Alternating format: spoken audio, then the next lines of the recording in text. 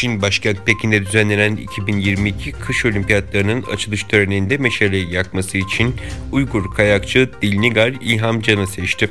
Doğu Türkistan'da zorla çalıştırma, işkence ve yeniden eğitim kampı adı altında alıkoyma suçlamalarıyla karşı karşıya olan Çin'in bu hamlesi tepki topladı. ABD, Çin'in Doğu Türkistan'daki uygulamalarını soykırım olarak görüyor. Kadınlar kayaklı koşuda yarışan 20 yaşındaki Dilnigar, 4 Şubat'taki açılış töreninde olimpiyat meşalesini ülkedeki en büyük etnik gruba mensup Han Çinlisi Zhou Jiwen'le taşıdı.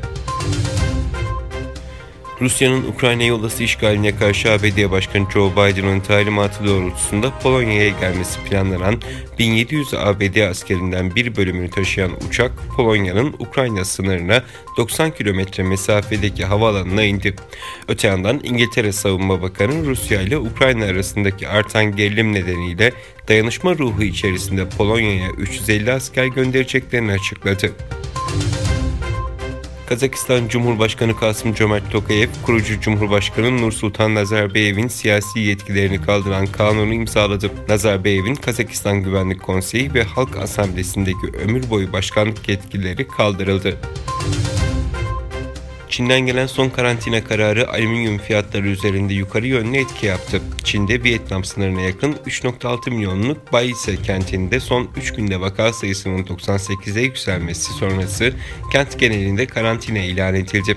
Kararın ardından alüminyum fiyatları 3 ayın zirvesine çıktı. Kuzey Kore'nin silah programını siber saldırılarla çaldığı kripto paralarla finanse ettiğine dair bilgi Birleşmiş Milletler raporunda yer aldı. Rapora göre füze programını finanse etmek için milyonlarca dolar değerinde kripto para çalındı.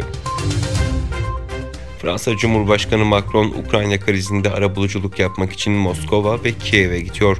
ABD'ye giden Almanya Başbakanı Scholz'la ABD Başkanı Biden'la Ukrayna krizini görüştü. İngiltere'nin önde gelen gazetelerinden Times, Uygur Türklerine yönelik hak ihlalleri nedeniyle ABD'nin kara listesindeki Çin devletine bağlı Hikvision ve Duha şirketlerinin kameralarının İngiltere'deki binlerce kamu kurumunda kullanıldığını tespit etti. Times'ın haberine göre bu iki şirket Çin'de Uygur Türklerinin alıkonduğu toplama kamplarına teknik altyapı sağlıyor. İngiltere'de Çinli şirketlerin kamera sistemlerinin yaygın olarak kullanılması ülkedeki bazı sivil toplum örgütlerinin de tepkisini çekmişti.